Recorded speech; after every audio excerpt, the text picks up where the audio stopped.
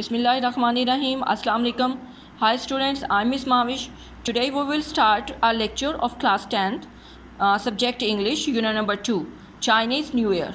It's very interesting unit. So let's start our reading. Turn your page number. We will start our reading. Paragraph number 1. Chinese New Year is a holiday. Chinese new year, Chinese जो नया साल है वो एक छुट्टी का दिन है. That celebrate the beginning of a new year according to the Chinese lunar calendar, जो कि मनाया जाता है या इसका जश्न मनाया जाता है जबकि ये शुरू चाइनीज़ न्यू ईयर के शुरू होने पर. और ये शुरू किस तरह से होता है? According to the Chinese lunar calendar. ये चाइनीज़ का जो ल्यूनर कैलेंडर है उसके हिसाब से इसको शुरू किया जाता है. चाइनीज़ का नया साल, चीनी नया साल एक छुट्टी का दिन है जो कि मनाया जाता है the beginning of a new year, नया साल शुरू होने पर, according to the Chinese lunar calendar, Chinese के कमरी कैलेंडर के हिसाब से.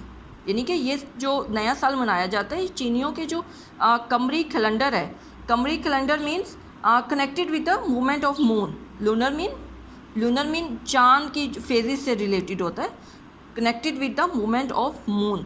तो मून से रिलेटेड जो मूवमेंट्स होती हैं उनके हिसाब से ये कैलेंडर बनता है. It is considered to be one of the most important holidays for Chinese families.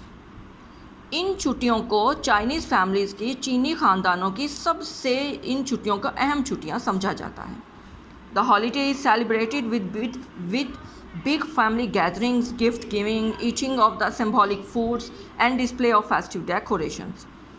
ये छुट्टी द हॉलीडे इज़ सेलिब्रेटेड, छुट्टी मनाई जाती है विद बिग फैमिली गैदरिंग्स, बहुत बड़ी बड़ी फैमिली गैदरिंग्स के साथ. यानी जब ख़ानदान सारे इज्तिमा, गैदरिंग मीन इज्तिमात, जब सारी फैमिली मिल के बैठती है, आपस में मिलती है, गिफ्ट्स दिए जाते हैं और अलामती खाने खाए जाते हैं. अलामती खानों का मीन्स कि जो किसी न किसी से रिलेटेड होते हैं, एसोसिएटेड होते हैं.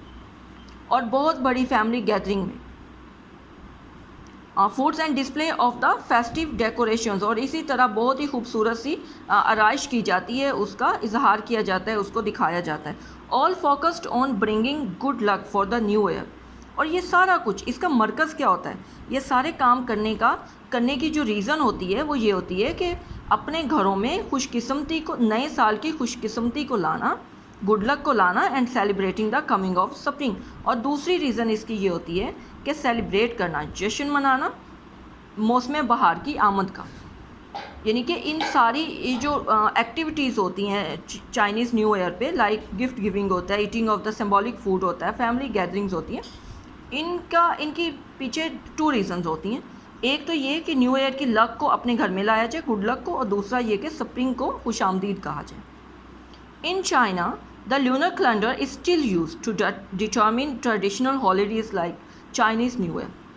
अभी भी चाइना में चाइनीज़ न्यू ईयर की तरह बाकी रिवायती जो छुट्टियां होती हैं उनका तयन भी लूनर कैलेंडर के ज़रिए ही किया जाता है. Since the lunar calendar is based on the phases of the moon, और जो लूनर कैलेंडर ये यूज़ करते हैं वो बेस होता है, उसकी बुनियाद क्या होती है? जो चाँद के मराहिल होते हैं, which has a shorter cycle than the sun. और चाँद जो है वो सूरज से उसका दौरानिया कम होता है, यानी उसका जो साइकिल होता है, दौरानिया होता है, वो कम होता है. Chinese new year is never on the same day each year. Chinese का न्यू ईयर कभी भी हर साल एक दिन पे नहीं आता, but typically fall somewhere between January 21 and Feb 20.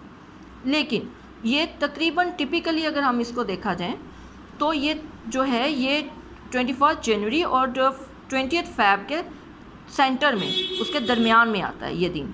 Celebrations can actually last up to a month, और ये जो इसकी सेलिब्रेशंस होती हैं, जो जश्न होता है, ये तकरीबन पूरा महीना जारी रह सकता है. Here are some traditions associated with Chinese new year. यहाँ पे कुछ रिवायात हैं, कुछ कस्टम्स हैं, ट्रेडिशंस हैं जो कि मुंसलिक हैं चीनी नए साल से. नंबर 1, अब let's start to discuss traditions. Cleaning houses and new clothes, अपने घरों को साफ़ करना और नए कपड़े पहनना. Prior to the first day of the new year, नए साल के पहले दिन, it is customary for families to thoroughly clean their houses, ये बहुत ज़रूरी है तमाम, ये एक कस्टम है, यानी ये कानून है या कस्टम है समझ लीजिए कि वो तमाम चीनी अपने घरों को साफ़ करते हैं. Doing this is said to clear out any bad luck from the previous year and to make the house ready to accept good luck for the coming year. इसको करने की वजह ये बताई जाती है कि अब वो पिछले साल की बदकिस्मती को, बैड लक को दूर करने के लिए और अपने घरों को नए आने वाले साल की खुशकिस्मती के लिए तैयार करने के लिए वो ये सफाई करते हैं, अपने घरों को क्लीन करते हैं. All cleaning must be finish before the new year's day so there is no chance of accidentally throwing out the good fortune of the new year.